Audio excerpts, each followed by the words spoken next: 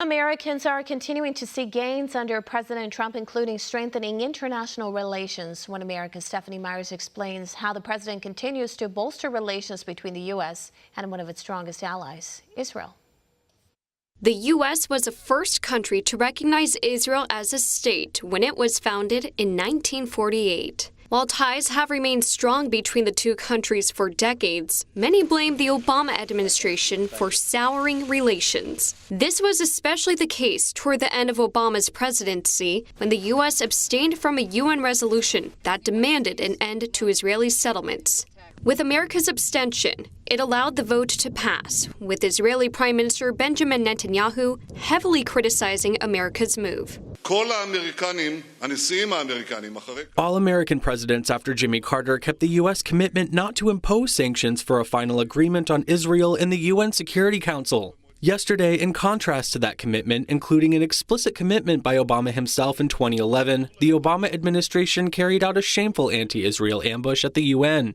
But relations began to strengthen once again when President Trump took office. Even before winning the presidency, many people discredited his campaign promise of moving the U.S. Embassy from Tel Aviv to Jerusalem and recognizing the Holy City as its capital. However, unlike the other administrations, he fulfilled that promise less than a year into his presidency. The United States, under President Harry Truman, became the first nation to recognize the State of Israel.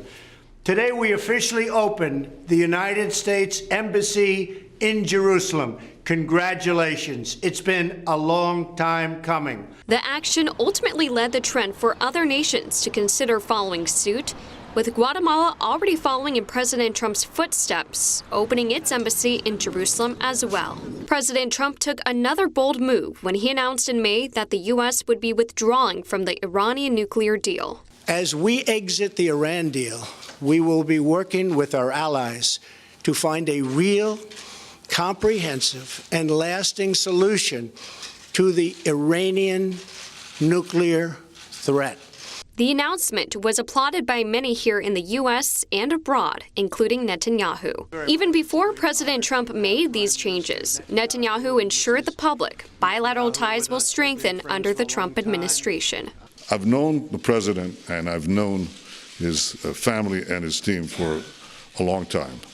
And there is no greater supporter of the Jewish people and the Jewish state than President Donald Trump. I think we should put that to rest. This as the Trump administration cut off a tremendous amount of aid to Palestinians unless they form a peace deal with the Jewish state.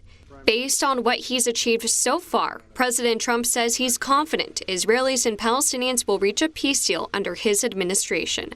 Stephanie Myers, One America News.